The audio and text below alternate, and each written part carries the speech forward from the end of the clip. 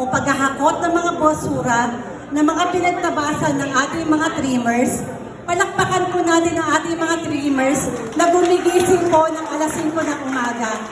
At hindi po ako pumapayag na hindi 300 meters per day ang kailangang tinitrim. Kaya maraming salamat po sa inyo.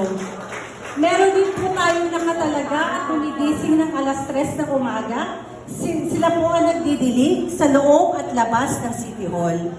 At kapag may mga nasisira naman po sa Center Island, nandyan po ang ating tropang truck, palakpakan po natin sila. Sila po ang nagpapanatili ng pagpapaganda ng mga Center Island at saka mga public walls.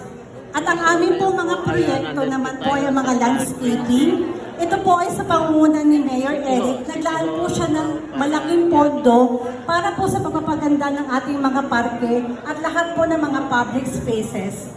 Ito po ay kung saan isinasaayos at pinapaganda naman po namin ang mga piling lugar. Kasabay na rin ang pagpipintura ng mga kupas at maduduming pader.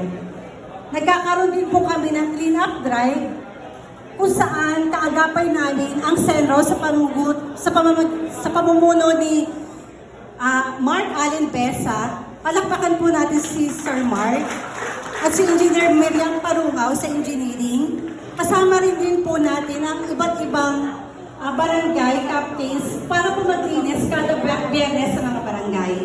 Mayroon rin po tayong programa na kung tawagin natin ay Barangay Powers, kung saan ang ating pong mayor ay naglaan ng mahigit na 2 milyong papremyo at ang nanalo po sa taong ito ay ang Barangay San Dionisio at ang Barangay Don Bosco. Kaagapay po namin ang iba't ibang mga opisina ng ating technical working group. Hindi ko na po maisa-isa kayo. Maraming salamat po sa inyo.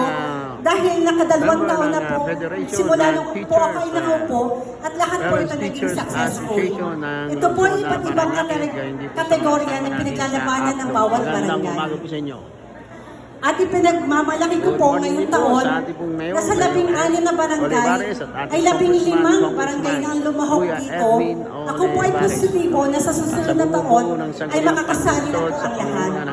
At ang huli po sa taon na ito, ang mga dekorasyon po sa Pasko.